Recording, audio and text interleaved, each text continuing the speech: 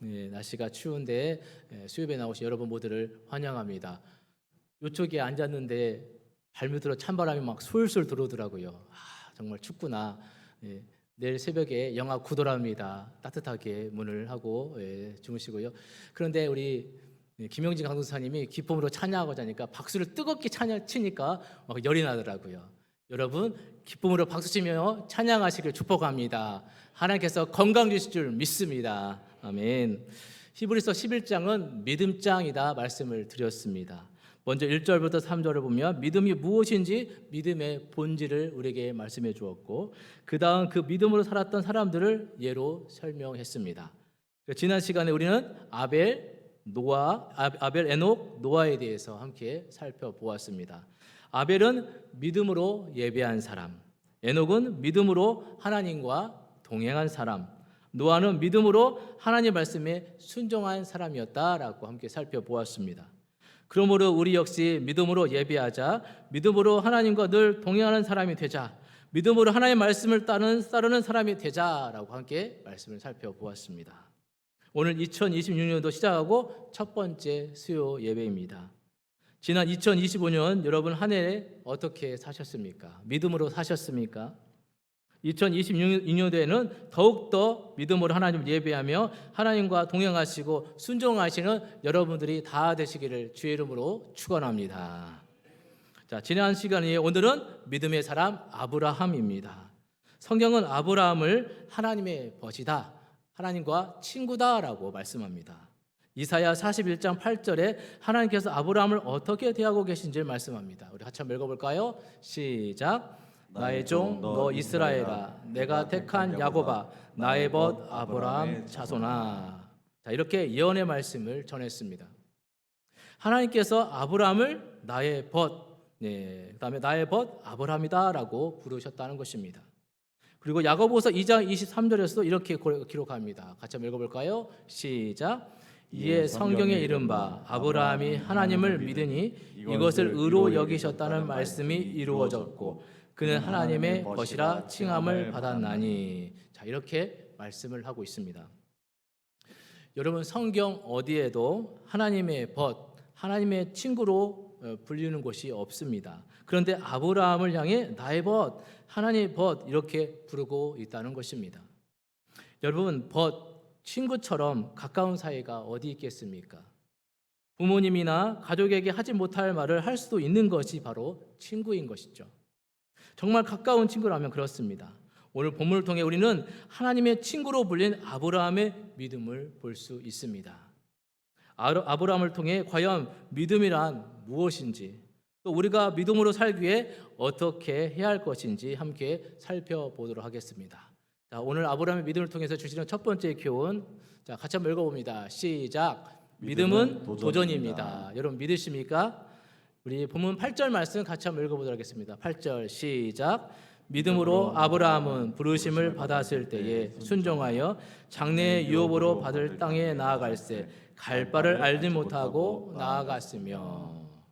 자, 하나님께서 아브라함을 부르시는 내용은 창세기 12장에 나오죠. 자, 창세기 12장 1절 한번 읽어보도록 하겠습니다. 시작. 여호와께서 아브라함에게 이르시되 너는 너의 고향과 친척과 아버지의 집을 떠나 내가 내게 보여줄 땅으로 가라. 자, 이렇게 말씀하시고 이어서 축복을 하시죠. 자, 축복의 말씀 읽어보도록 하겠습니다. 시작. 내가 너로 큰 민족을 이루고 내게 복을 주어 내 이름을 창대하게 하리니 너는 복이 될지라. 너를 축복하는 자에게는 내가 복을 내리고 너를 저주하는 자에게는 내가 저주하리니 땅의 모든 족속이 너로 말미암아 복을 얻을 것이라 하신지라. 아멘. 자, 이 약속의 말씀, 축복의 말씀을 받은 아브라함은 또 4절에서 이렇게 이야기를 합니다. 4절 시작. 이에 아브라함이 여호와의 말씀을 따라갔고 롯도 그와 함께 갔으며 아브라함이 하란을 떠날 때에 75세였더라. 아멘. 자, 그리고 아까 읽었던 본문 8절 말씀에는 갈 바를 알지 못하고 나아갔으며 라고 했습니다. 아브라함이 믿은 것은 하나님의 약속의 말씀이었습니다. 그는 갈 곳이 어디인지 전혀 알지 못했고 또한 그가 이미 이전에 가보았던 장소도 아니었습니다. 그곳은 미지의 땅이며 한 번도 경험해 보지 못한 그런 곳이었습니다. 그럼에도 아브라함은 하나님의 말씀에 순종하여 떠났다는 것입니다. 아브라함을 통해서 우리는 믿음은 눈에 보이는 것을 따라 행하는 것이 아님을 알 수 있습니다. 현실을 보고 판단하고 결정하는 것이 아니라는 것이죠. 보이지 않는 하나님의 뜻과 생각, 하나님의 시각을 가지고 판단하는 것입니다. 어느 날 미국의 한 항구에 배 한 척이 정박해 있었습니다. 그 배는 안개가 자욱해서 출발하지 못하고 있었으며 선장은 근심 어린 눈으로 밖을 내다보며 안개가 걷히기를 기다리고 있었습니다. 그때 한 신사가 선장에게 나와가 말합니다. 나는 영국에서 온 사람인데 토요일에 캐나다의 퀘벡이라는 도시에 가서 부흥회를 인도해야 합니다. 그러니 지금 당장 출발해야 합니다. 어서 엔진을 켜십시오. 그런데 선장은 코웃음을 쳤습니다. 미친 사람이라고 생각했던 것이죠. 그러자 신사는 강제로 선장을 선실로 데려가면서 말했습니다. 나는 지난 57년 동안 하나님을 섬겨온 사람이요. 매일 기도하며 하나님을 만나온 사람입니다. 한 번도 하나님은 실수한 적이 없습니다. 오늘 내가 기도하면 안개가 걷힐 테니 선장님도 저와 함께 가서 기도합시다. 그리고 그 신사는 선장을 데리고 선실로 가서 기도하기 위해서 무릎을 꿇었습니다. 그러나 선장은 기도하지 않고 믿음 없는 말만 했습니다. 그러나 신사는 무릎 꿇고 하나님 앞에 간절히 기도했습니다. 그리고 선장에게 배 엔진을 켜라고 했습니다. 그러나 여전히 선장은 코웃음을 쳤습니다.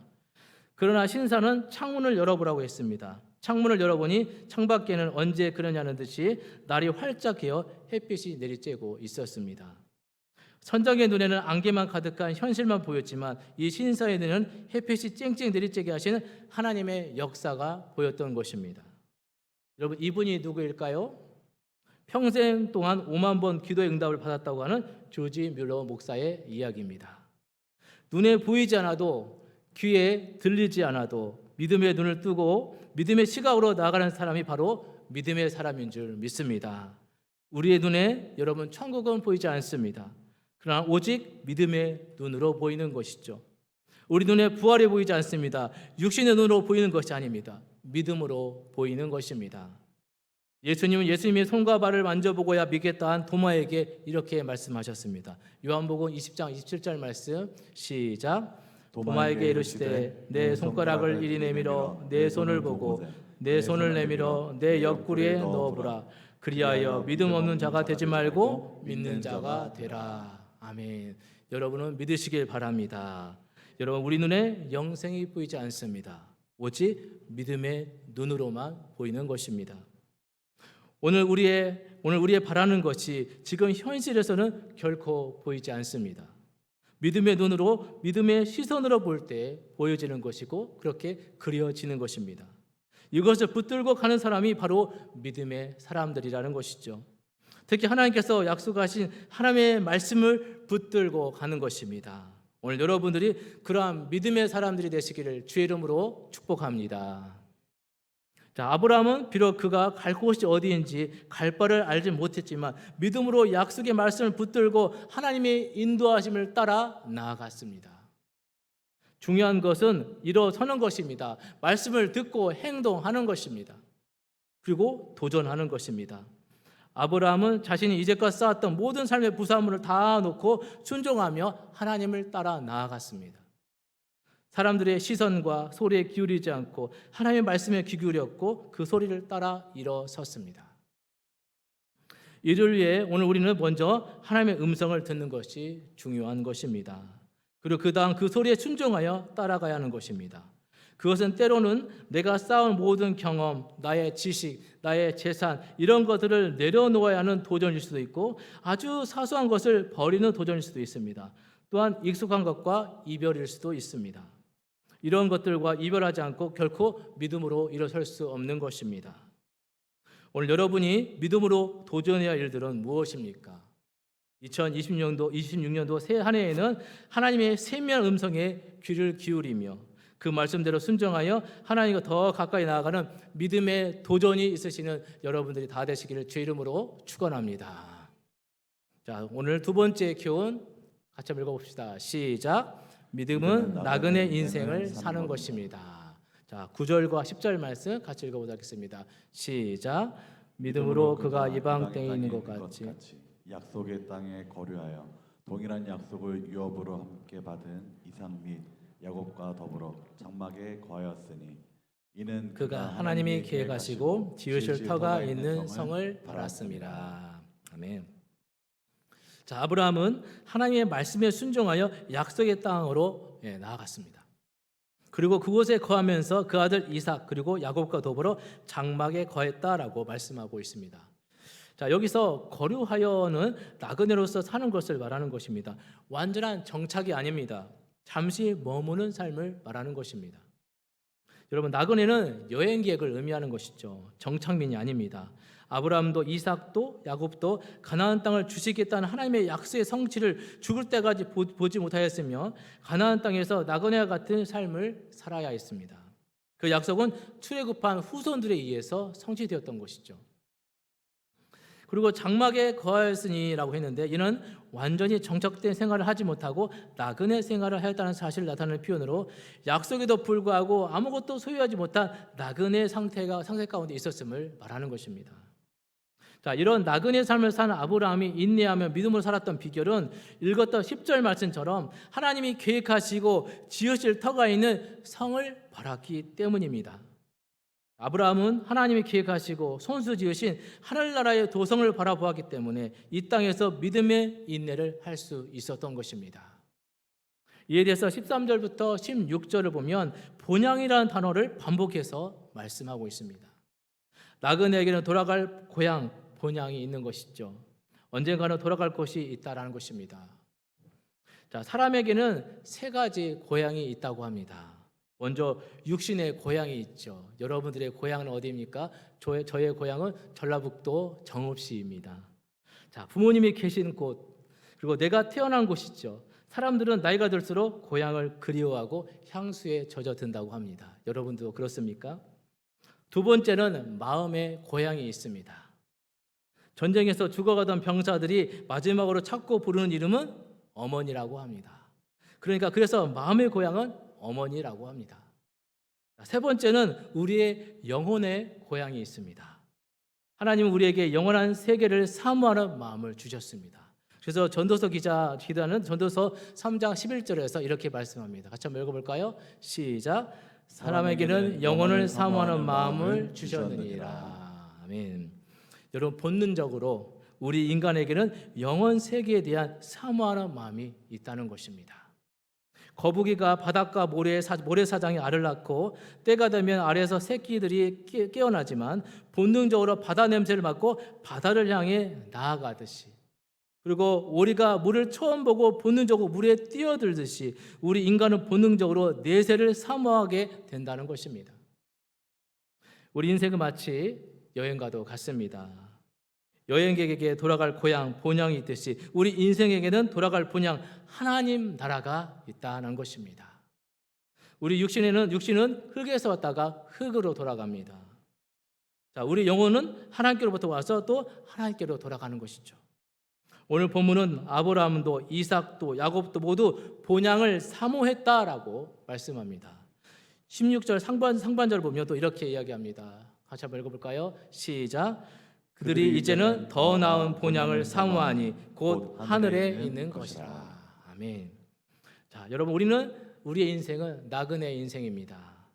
우리 마치 여행객들과 같다는 것이죠. 여러분, 여행을 해보셔서 알 수 있지만 처음 여행 가기 전에 설렘이 있고 들뜬 마음이 있지만, 그리고 여행 중에 아름다운 풍경 그리고 색다른 경험이 우리를 즐겁게 합니다.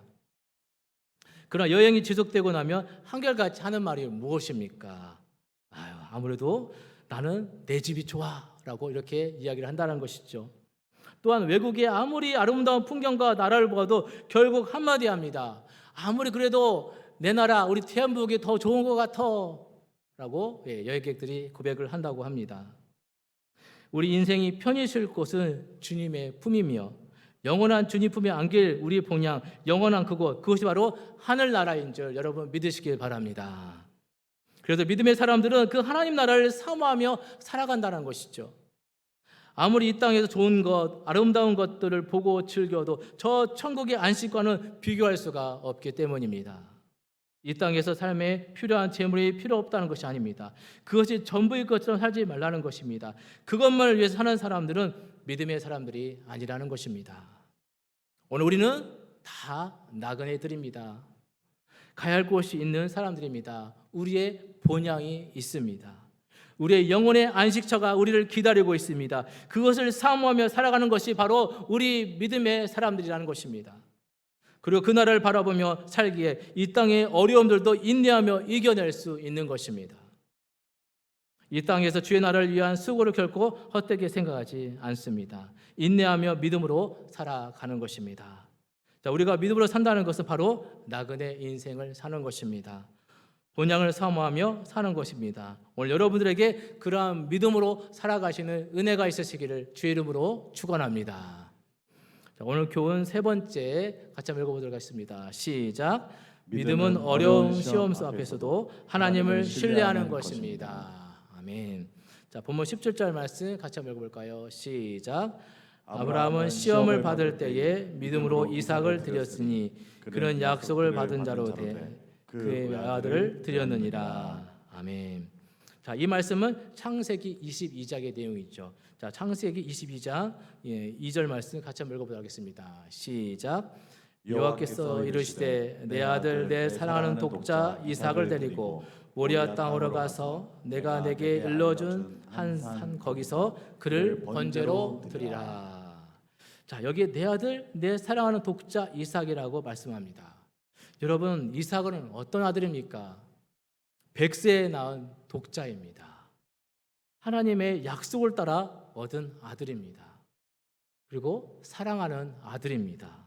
하나님께서도 아브라함이 이삭을 얼마나 사랑하는지 알고 있습니다. 그런데 역설적으로 그 아들을 번제로 드리라고 하십니다.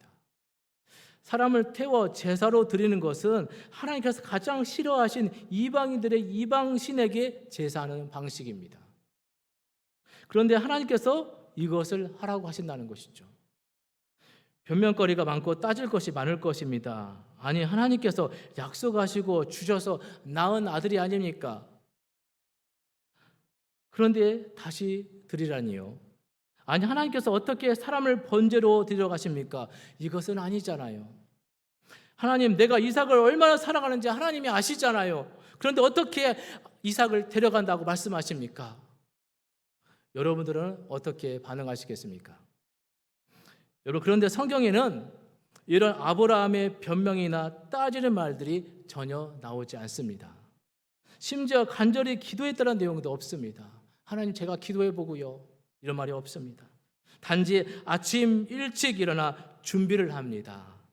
나귀 안장을 지우고 종 2명을 데리고 번제에 쓸 나무까지 준비하여 하나님이 지시하는 곳으로 떠나는 아브라함의 모습을 보여줍니다. 그리고 모리아산에 올라 단을 쌓고 나무를 벌려놓고 아들 이삭을 묶어서 나무 위에 올려놓습니다. 그리고 칼을 잡아 그 아들 이삭을 잡으려고 합니다. 놀라운 믿음이며 순종이 아닐 수 없는 것이죠. 그래서 본문 19절에 이렇게 이야기합니다. 19절 같이 한번 읽어볼까요? 시작. 그가 하나님이 능히 이삭을 죽은 자 가운데서 다시 살리실 줄로 생각한지라 비유컨대 그를 죽은 자 가운데서 도로 받은 것이니라. 아멘. 자, 이 말씀을 보면 아브라함이 하나님께 대해 얼마나 신뢰하고 있는지를 알 수 있는 내용입니다. 죽은 자를 능히 다시 살리실 줄로 믿었다는 것이죠. 이에 대해 사도 바울은 로마서 4장 17절에서 이렇게 기록하고 있습니다. 같이 한번 읽어볼까요? 시작. 기록된 바 내가 너를 많은 민족의 조상으로 세웠다 하신 것 같으니 그가 믿은 바 하나님은 죽은 자를 살리시며 없는 것을 있는 것으로 부르시는 이시니라. 아멘. 자, 아브라함의 믿음은 이런 믿음이었다는 것입니다. 아브라함에게 주어진 시험은 엄청난 시험이었습니다. 우리는 능히 감당할 수 없는 시험이죠. 그러나 그 시험의 크기보다 하나님을 신뢰하는 믿음의 크기가 더 컸던 사람이 바로 하나님의 친구, 하나님의 벗 아브라함의 믿음이었다는 것입니다. 아브라함은 비록 그토록 사랑하는 독자 이삭을 번제로 드릴지라도 하나님은 반드시 다시 살릴 것을 믿었다는 것입니다. 죽은 자를 살리시며 없는 것 있는 것 같이 부르시는 하나님께 신뢰했습니다. 아브라함의 믿음은 부활의 믿음, 부활의 신앙을 이미 가지고 있었다는 것입니다. 부활의 신앙은 기독교 신앙의 핵심이죠. 예수님의 부활은 장차 나의 그리고 우리의 부활이 될 것입니다. 자, 고린도전서 15장 19절을 보면 사도 바울은 이렇게 말합니다. 같이 한번 읽어볼까요? 시작. 만일 그리스도 안에서 우리가 바라는 것이 다만 이 세상의 삶뿐이면 모든 사람 가운데 우리가 더욱 불쌍할 자이리라. 만약 우리가 예수를 믿으면서 이 세상에서 바라는 것들만 바라며 믿음의 삶을 산다면 세상에서 가장 불쌍한 사람이 우리라는 것입니다. 예수를 믿으면서도 부활을 믿지 않으면 너희는 불쌍한 사람이다 라고 말하고 있는 것이죠. 만약 믿음으로 살려고 몸부림치며 심지어 목숨까지 내어놓고 믿으며 온갖 핍박과 고난과 어려움들을 이겨내면서 살아가는 사람들이 우리인데, 만약 우리의 성도의 삶이 이 세상에서 끝나버린다면 우리처럼 불쌍한 사람이 없다라는 것입니다.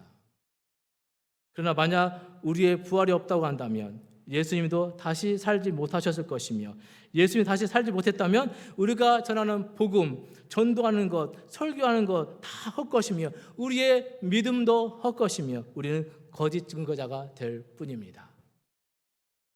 예수님께서 다시 사셨음을 믿는다면 우리가 다시 사는 것도 믿어야 할 것입니다. 이것이 바로 부활 신앙인 것입니다. 이 부활 신앙을 이미 아브라함은 가지고 있었다는 것입니다. 자, 2026년도 새해가 시작이 되었습니다. 이 한 해를 살아가면서 우리의 삶 가운데 어려운 시험을 만날 수 있습니다. 그러나 이 어려운 시험을 우리도 하나님만을 온전히 신뢰함으로 이겨내야 할 것입니다. 우리가 믿는 하나님은 죽은 자를 살리신 하나님이십니다. 없는 것을 있는 것처럼 부리시는 하나님이십니다. 우리가 믿는 예수님은 바람도 파도도 자연 현상까지도 다 주관하시는 분이십니다. 그리고 죽은 자를 살리신 분이시고 풀지 못하고 해결하지 못할 것이 없는 전능하신 하나님이신 줄 여러분 믿으시길 바랍니다. 우리의 모든 문제의 해결자는 예수 그리스도이십니다. 다만 문제는 우리의 믿음, 우리가 신뢰하지 못하는 게 문제라는 것입니다. 아브라함의 믿음은 극한 어려운 시험 가운데서도 절대적으로 하나님을 신뢰하는 믿음이었습니다. 오늘 여러분들도 이러한 믿음의 사람들이 되시길 주의 이름으로 축복합니다. 여러분 말씀을 맺습니다. 오늘 하나님의 벗 친구로 불린 아브라함을 통해 우리는 믿음이란 무엇인지 다시 한번 살펴보면서 깨달을 수 있었습니다. 여러분 믿음이란 도전입니다. 갈 바를 알지 못하지만 하나님의 약속을 믿고 순종하며 따라가는 것이 바로 믿음입니다. 믿음이란 나그네 인생을 사는 것입니다. 영혼을 바라보며 여행객처럼 본향 하나님의 나라를 바라보며 사는 것이 바로 믿음입니다. 땅의 것들만 쫓고 찾는 것이 아니라 하늘의 것들을 쫓고 찾는 삶이 바로 믿음의 삶인 것입니다.